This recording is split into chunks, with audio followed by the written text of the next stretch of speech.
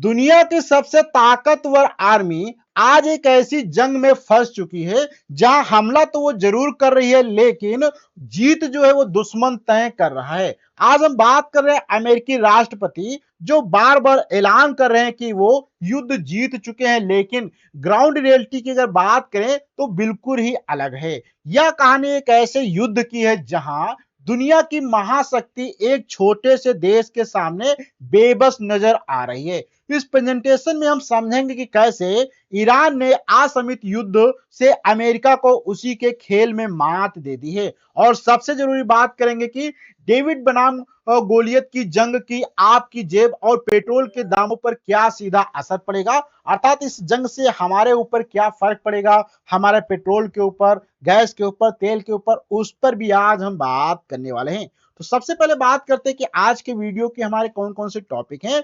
तो 28 फरवरी का वह अचानक किया गया हमला जिसने कूटनीतिक शांति वार्ता को भयंकर जंग में बदल दिया, इस पे हम बात करेंगे। फिर हम देखेंगे हथियारों की टक्कर, अमेरिका की करोड़ों की मिसाइलें जो है ईरान के सस्ते और घातक ड्रोन से कैसे नष्ट हो जा रही, इसको हम समझने की कोशिश करेंगे।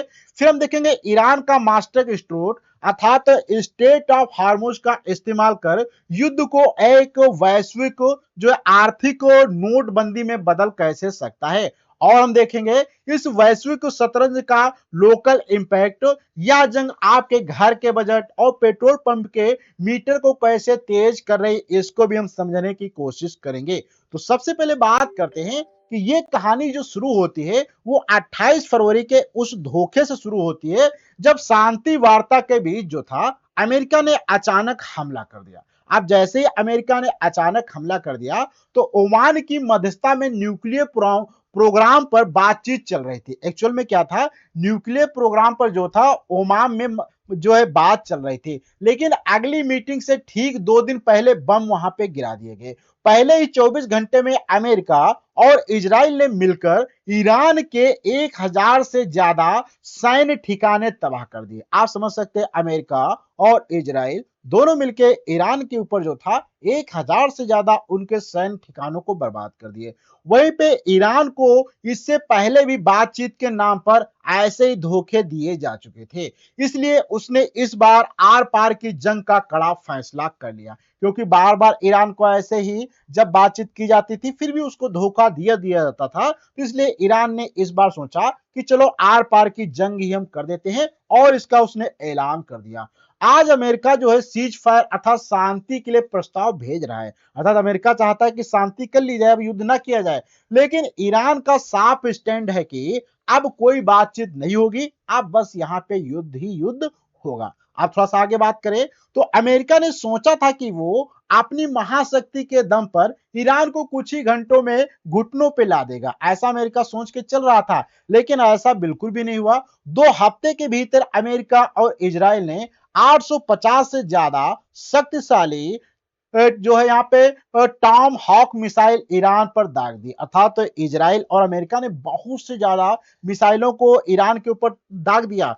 लेकिन क्या आप जानते हैं कि इसमें से हर एक मिसाइल की कीमत लगभग 30 करोड़ रुपए के आसपास थी, और ये जो मिसाइलें दागी गई हैं ईरान के ऊपर इजराइल और अमेरिका के द्वारा, इनकी कीमत भी बहुत ज्यादा है, जो कि लगभग 30 करोड़ रुपए के आसपास है। और रिपोर्ट के अनुसार देखा जाए तो अमेरिका इस युद्ध में हर दिन लगभग 1 अरब डॉलर अर्थात लगभग 83 करोड़ अर्थात 8300 करोड़ रुपए जो है डेली बर्बाद कर रहा था, पानी की तरह इस युद्ध में बहा रहा है। लेकिन इतना अंधाधुंध पैसा और बारूद फूकने के बाद भी जो है अमेरिका की इकोनॉमी हिल गई है और वह जंग में उलझ चुका है। अर्थात अमेरिका जैसा सोच रहा था कि हम आसानी से ईरान पे कब्जा कर लेंगे, लेकिन ऐसा वो कर नहीं पा रहा है। अब थोड़ा सा आगे बात करते हैं तो अमेरिका की करोड़ों की मिसाइलों का जवाब ईरान ने अपने सस्ते और लेकिन बेहद सटीक और घातक ड्रोन से दिया है। देखो, जब अमेरिका अटैक करता है ईरान के ऊपर तो ईरान क्या करता है, बहुत ही सस्ते अपने ड्रोन की सहायता से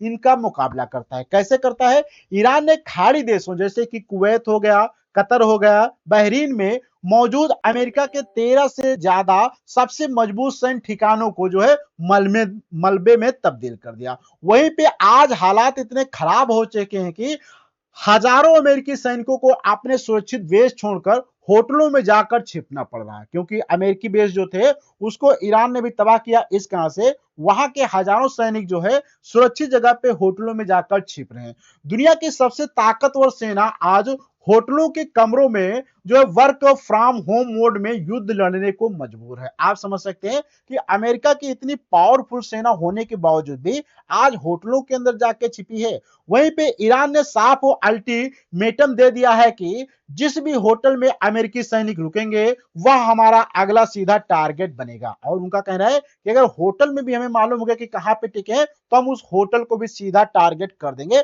ऐसा जो है ईरान ने चेतावनी दी है। वहीं पे थोड़ा सा आगे बात करते हैं तो यह एक पारंपरिक युद्ध नहीं है, यह एक वार ऑफ एस्ट्रीशन अर्थात थकाने वाली जंग है, जिसे समझना रणनीतिक रूप से बहुत जरूरी थे अर्थात बहुत जरूरी है। थोड़ा सा समझते हैं तो अमेरिका की रणनीति यह है कि हाई बजट, पारंपरिक युद्ध, तुरंत जीत पर निर्भरता और बेहद भारी आर्थिक लागत अर्थात तो हाई कैश बर्न। लेकिन यहां पे हुआ क्या है कि ईरान की रणनीति यह है कि कम बजट वाले सस्ते ड्रोन, प्रॉक्सी वार, जिसका मकसद सीधे जीतना नहीं बल्कि दुश्मन का खर्चा बढ़ाना है। देखो अमेरिका चाहता था कि हम आसानी से कब्जा कर लेंगे और आसानी से उस पे अपना ईरान पे कब्जा करेंगे, लेकिन ईरान ने सोचा है कि दुश्मन का जो अपने कम खर्च में उसके ज्यादा से ज्यादा उसका खर्च कराओ और लंबे समय तक युद्ध को खींच दो। वहीं पे अमेरिका की अगर हम ताकत की बात करें तो उसके महंगे हथियारों में, जबकि ईरान की ताकत युद्ध को लंबा खींचकर दुश्मन को आर्थिक रूप से तोड़ने में है। देखो अमेरिका के पास बहुत ज्यादा हथियार हैं तो वो लंबे समय तक युद्ध लड़ सकता है, लेकिन ईरान के पास तो ज्यादा पावरफुल हथियार है नहीं, तो वो क्या करेगा, अमेरिका के जो महंगे हथियार हैं उनको अपने सस्ते हथियारों की सहायता से उनको नष्ट कर रहा है और अपने प्लान में उसको उलझाते चला जा रहा है, जिस कारण से अमेरिका के महंगे से महंगे हथियार डेली वहां पे नष्ट हो रहे हैं। इस जंग का नियम अगर साफ बात करें तो पहले आर्थिक और मानसिक रूप से थकेगा वही हारेगा, और फिलहाल अमेरिका की सांसें फूल रही हैं। अगर यहाँ पे देखा जाए तो इस समय अमेरिका थोड़ा ज्यादा परेशान लग रहा है, क्योंकि उसकी बहुत ज्यादा पावर, बहुत ज्यादा पैसा इस युद्ध में नष्ट हो रहा है और उसकी जीत भी नहीं हो रही। आप थोड़ा सा आगे बात करते हैं कि अमेरिका को लग रहा था कि वह कुछ ही टॉप कमांडर्स को मारकर ईरान को डरा देगा, लेकिन उसकी यह सोच बिल्कुल गलत हुई। जैसे कि वहां पे उसने कुछ टॉप कमांडर को मारा अमेरिका ने ईरान के अंदर, वो सोच रहा था कि जैसे मारेंगे तो वहां के लोग डर जाएंगे और हमारे कंट्रोल में आ जाएंगे, लेकिन ऐसा ईरान ने बिल्कुल भी नहीं किया। ईरान का सिस्टम किसी एक इंसान पे निर्भर नहीं था, नहीं टिका था। वह जो था आईआरजीसी का एक बहुत ही गहरा और मजबूत जाल वहां पे बिछा है। आईआरजीसी सिर्फ एक सेना नहीं होती है, यह देश के भीतर एक समांतर सरकार और एक विशाल कारोबारी सिस्टम होता है। बड़े कमांडर के मारे जाने के बावजूद ईरान का यह जो है डीप रूटेड सिस्टम बिना रुके पूरी ताकत से युद्ध को आगे बढ़ा रहा है। ईरान पारंपरिक जीत की कोई ट्रॉफी नहीं चाहता था, वह बस अमेरिका की लागत को इतना बढ़ाना चाहता है कि वह खुद हार मान ले। समझो कि जो ईरान है उसके पास पावर तो ज्यादा नहीं है, फिर भी वो अमेरिका को इतने ज्यादा खर्च में उलझाना चाहता है, अमेरिका के इतने ज्यादा खर्च कराना चाहता है युद्ध के अंदर, जिससे अमेरिका खुद जो है हार मान ले। आप थोड़ा सा आगे बात करते हैं। 18 मार्च को ईरान ने कतर के जो है एलएनजी प्लांट पर सटीक हमला करके इस पूरे युद्ध का खेल पलट दिया। एक ही झटके में कतर के 17% गैस प्रोडक्शन कैपेसिटी खाक हो गई, जिससे पूरी दुनिया के ऊर्जा बाजार में हड़कंप मच गया है। जो अमेरिका अपने सहयोगी खाड़ी देशों को सुरक्षा की फुल गारंटी दे रहा था, उसे इस हमले के बाद कतर से माफी मांगनी पड़ रही है। इस एक घटना ने अमेरिका का वह अटूट भरोसा तोड़ दिया जो उसने अपने सहयोगियों के बीच दशकों से बना रखा था। कूटनीति की दुनिया में अपना भरोसा खो देना किसी भी जंग में हारने का पहला और सबसे बड़ा संकेत होता है। थोड़ा सा आगे बात करते हैं तो ईरान का असली मास्टर स्ट्रोक मिसाइल नहीं है, बल्कि दुनिया के सबसे अहम समुद्री रास्ते अर्थात स्टेट ऑफ हार्मुज पर उसका पूरा नियंत्रण है। देखो अगर बात करें तो ईरान के पास ऐसा कुछ ज्यादा पावरफुल हथियार नहीं है, ना ही उसके पास मिसाइल है, लेकिन उसके पास एक ऐसा रास्ता है जिसे हम स्टेट ऑफ हार्मुज कहते हैं, उसके ऊपर ईरान ने अपना पूरा जो है कब्जा करके रखा है। ईरान ने इसे सिर्फ बंद नहीं किया है, बल्कि इसे अपनी कमाई का एक जियो पॉलिटिकल टोल बूथ बना दिया है। वो बंद किया, साथ में इसका कमाई का एक जरिया बना दिया था। यहाँ पे टोल टैक्स उसने बना दिया। आज ईरान सिर्फ अपने सहयोगी देशों के जहाजों को वहां से गुजरने दे रहा है, बाकी दुश्मन देशों के लिए रास्ता पूरी तरह से बंद कर दिया है। समझ सकते हैं कि ईरान, क्योंकि यहां से जो था बहुत ज्यादा तेल जो था दूसरे कंट्री के लिए जाता था, लेकिन ये रास्ते पे उसने कब्जा कर लिया है ईरान ने। अब ईरान जिसको चाहेगा उसको जाने देगा, जिसको नहीं चाहेगा उसको नहीं जाने देगा। हर एक जहाज को वहां से सुरक्षित गुजरने के लिए ईरान को $2 मिलियन अर्थात करीब 16 करोड़ रुपए का भारी टोल टैक्स देना पड़ रहा है। आप समझ सकते हैं कितना ज्यादा टोल टैक्स इस समय ईरान जो है वसूल रहा है यहाँ पे अपने स्टेट ऑफ हॉर्मुज की सहायता से।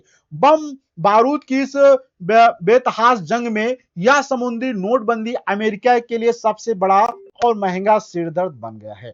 आप थोड़ा सा आगे बात करते हैं, जरा इस खतरनाक आर्थिक चक्रव्यूह को समझिए। अगर ईरान पर बैरल तेल पर सिर्फ $5 का अतिरिक्त टैक्स लगा दे तो क्या होगा। देखो, सिर्फ इस अतिरिक्त जो है $5 टैक्स से ईरान युद्ध से पहले तेल बेचकर होने वाली अपनी कुल कमाई इससे भी कई गुना ज्यादा मुनाफा कमा लेगा। देखो, अगर चाहे तो ईरान केवल उसको क्या करना है, प्रति बैरल जो है $5 बढ़ा देना है, और जैसे $5 अगर प्रति बैरल बढ़ाएगा तो जितना भी उसका खर्च युद्ध में हुआ है उससे भी ज्यादा वो पैसे कमा लेगा। अगर स्टेट ऑफ हार्मुज का यह रास्ता पूरी तरह बंद हो गया तो दुनिया भर में कच्चे तेल की कीमत जो है लगभग $150 प्रति बैरल तक पहुंच सकती है। इस भारी आर्थिक तबाही और मंदी से बचने के लिए दुनिया के देश खुशी खुशी ईरान को यह छोटा सा टैक्स देने को तैयार हो जाएंगे। यही वो आर्थिक फंदा है जिससे ईरान ने बिना एक भी मिसाइल दागे पूरी दुनिया की इकोनॉमी को अपना बंधक बना लिया है। आज समझ सकते हैं कि ईरान कितना पावरफुल हो गया है और कि सभी देशों को कितनी आसानी से टैक्स उनसे वसूलने की कोशिश कर रहा है। आप थोड़ा सा बात करते हैं, जिस अमेरिका ने 47 सालों तक ईरान को दुनिया से अलग थलग रखा था, आज उसी का दांव पूरी तरह उलट पलट पड़ा है। अमेरिका की जिसकी लाठी उसकी भैंस, अर्थात अमेरिका की जिसकी लाठी उसकी भैंस वाली नीति आज खुद अमेरिका पर भारी पड़ी, क्योंकि अमेरिका अभी तक सोचता था जिसकी लाठी होगी उसी की भैंस होगी, लेकिन ये नीति जो है अमेरिका की आज उल्टी पड़ चुकी है। इस युद्ध ने ईरान को कूटनीतिक रूप से और मजबूत कर दिया है। आज रूस और चीन जैसे ताकतवर देश खुलकर ईरान के साथ खड़े हो चुके हैं। ईरान अब खुद तय कर रहा है कि समुद्री रास्तों का इस्तेमाल कौन करेगा और कौन नहीं, जो उसके बढ़ते वैश्विक दबदबे का सबूत बन चुका है। दुनिया अब यह समझ रही है कि हथियारों के दम पर सबको डराने वाले और झुकने का अमेरिका दौर अब धीरे धीरे खत्म हो रहा है। अर्थात अमेरिका सभी को अपने हथियारों के आगे सबको दबाने की कोशिश कर रहा था, लेकिन अब सोच रही दुनिया कि अब इसका दबदबा कम होने लगा है। थोड़ा सा आगे बात करते हैं, तो बौखलाया हुआ अमेरिका अब ईरान की आर्थिक ऋण खार आइलैंड पर जबरन कब्जा करने का प्लान बना रहा, अर्थात जो यहाँ पे ईरान की खाड़ी आइलैंड है उस पे वो कब्जा करने की कोशिश कर रहा है अमेरिका। इस छोटे से द्वीप से ईरान अपना 90% कच्चा तेल दुनिया को निर्यात करता है, जिसकी क्षमता करीब 7 मिलियन बैरल हर रोज है। अमेरिका को लगता है कि इस पर कब्जा करने से ईरान की कमर टूट जाएगी और वह हार्मुज का समुद्री रास्ता खोलने पर मजबूर हो जाएगा। लेकिन ईरान ने पहले से ही इस पूरे द्वीप पर भयानक बारूदी सुरंगें और बैलिस्टिक मिसाइलें तैनात करके रखी हैं। अगर अमेरिका ने यहां कोई भी सैन्य गलती की तो होने वाले धमाके पूरी दुनिया के लिए एक भयंकर ऊर्जा का संकट ला देंगे। आप थोड़ा सा आगे बात करते हैं, तो इस पूरी वैश्विक तबाही के बीच कुछ ऐसे भी देश हैं और विदेशी कंपनियां हैं जो इस युद्ध से अंधाधुंध पैसा छाप रही हैं। जैसे कि कच्चे तेल की बढ़ती कीमतों के कारण रूस हर दिन $5 करोड़, अर्थात तो यहाँ पे आप समझ सकते हैं कि 5 मिलियन अर्थात $50 मिलियन की भारी अतिरिक्त कमाई कर रहा है। आप समझो कि यहाँ पे ईरान, अमेरिका, इजराइल बीच में युद्ध में फंसा हुआ, वहीं पे रूस कितनी अच्छी खासी यहाँ पे इनकम डेली कमा रहा है। नॉर्वे और कनाडा जैसे प्रमुख तेल उत्पादक देश भी इस ऊर्जा संकट का पूरा आर्थिक फायदा उठाकर माला माल हो रहे हैं। दूसरी तरफ दुनिया भर की डिफेंस तथा हथियार बनाने वाली कंपनियों के ऑर्डर अचानक 4 गुना तक तेजी से बढ़ चुके हैं। सच्चाई यह है कि एक तरफ दुनिया महंगाई की आग में जल रही है और दूसरी तरफ युद्ध के व्यापारी अपनी तिजोरियां भर रहे हैं। आप समझ सकते हैं, जो व्यापारी हैं, चाहे वो हथियार बनाने वाली कंपनी हो, तेल वाली कंपनियां हो, वो सब अपना मुनाफा अच्छे से कमा रही, अपने जेबों को भर रही। आप थोड़ा सा आगे बात करते हैं। तो यह युद्ध सिर्फ अमेरिका या ईरान की सीमाओं तक सीमित नहीं है, इसकी आग आपकी रसोई और आपके वाहन के फ्यूल टैंक तक पहुंच चुकी है। कच्चे तेल की कीमत लगभग $130 जो है प्रति बैरल तक पहुंचने के खतरे से भारत में पेट्रोल और डीजल के दाम आसमान छूने लगे हैं।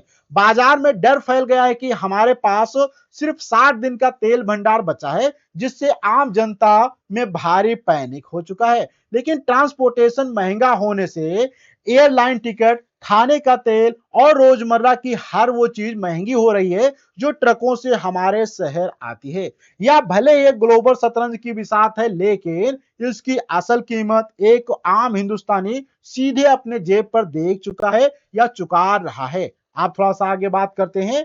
तो निष्कर्ष यह निकलता है कि आज का यह युद्ध बम और हथियार से नहीं, बल्कि अर्थशास्त्र और सहन शक्ति से लड़ा जा रहा है। पहले ही घंटे में जीत का खोखला दावा करने वाला अमेरिका आज होटलों में छिपने और बार बार अपनी डेडलाइन बढ़ाने को मजबूर हो चुका है। वहीं ईरान, जिसे दशकों तक कमजोर समझा गया था, आज हार्मुज का मालिक बनकर अपनी शर्तों पर दुनिया को नचा रहा है। इतिहास गवाह है कि जब भी किसी महाशक्ति ने गुरूर में ताकत का अंधा इस्तेमाल किया है, तो उसे कूटनीतिक आईना जरूर देखना पड़ता है। युद्ध कहीं भी हो, उसका आर्थिक धुआं हमारे घरों तक जरूर आता है। इसलिए इन भू राजनीतिक खेलों को गहराई से समझना हमारे लिए बेहद जरूरी है। तो ये आज का आपको वीडियो कैसा लगा, इसके विषय में आपको अपना फीडबैक कमेंट बॉक्स में देना है। अच्छा लगा हो तो लाइक करें, अपने दोस्तों को शेयर करें। हम अगले वीडियो मिलते हैं, जब तक के लिए